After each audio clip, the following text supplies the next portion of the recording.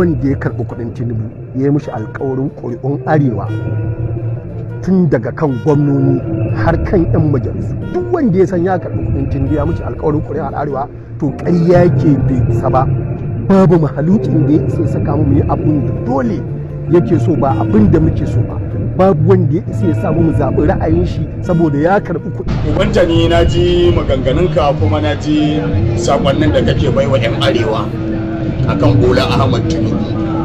To abin da nake so ka sani ubanta ni al'umma fa sun waye, kuma tun yanzu kowa ya san mijin babarsa.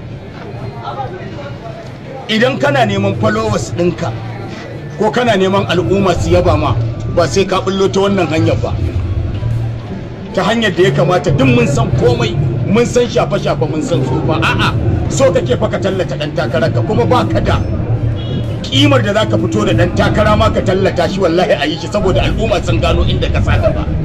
Dan takarar da kake so ka tallata daga kai har shi ba ku da quality. Takalmin Tinubu wallahi ya fi su dukansu hakai. Don haka abin da nake so ka fahimta abu guda ɗaya ne, da kai fa aka tallata wannan jam'iyyar a baya har ta kawo yanzu.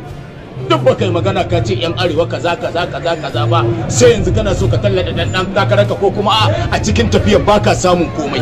To ina so in shaida maka ubanta ne ciwon dan kuikuyo daga sama har ƙas. A ƙasa zami abba gida dan baturen gwamna a ƙasa kenan a jihar Kano, kuma duk rago state din kuma zami gwamnonin su na APC. Sama kuma sai Bola Ahmad Tinubu da izinin Allah. In baka sani ba yau a gaya ma, ka je kai ra'ayinka ubanta, ka ban mu je mu ra'ayin mu. Yawwa, ko ka zo ka ce kaza kaza kaza kaza, din na banza ne. An gano ka inda kake so ka tallata ne. To su wancan din da zaka je ka tallata, sadaka zaka tallata su da kake wannan magana. Kake fitowa kana cewa kai masoyin arewa ne, wanda ka fito kake cewa kana son sadaka zaka tallata su. Ku daina irin wannan ubanta ne.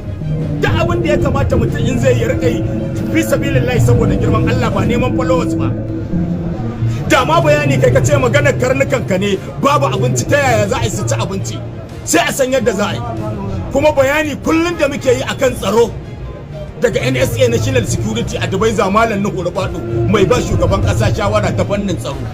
Kai ma wannan bayanin har kai ake gaya wa ubangari. Idan kana da informa a inda kake ka sanar, domin me a kawo al'umma dauki da gaggawa. Shine bayanin a matsayina na wakilin Malam Nuhu Rubadu ake bayanin tsaro. Tsaron nan na kowa da kowa ne, naka ne nawa ne, na kowa da kowa shine ake magana. Idan ka ga wani abu da zai cutar da makocinka ko abokinka ko dan uwanka ko al'ummar gari, ko kana tafiya ko a gidanka, ka sanar ta yadda za a kawo al'umma zaman lafiya. Amma ka zo kana ta na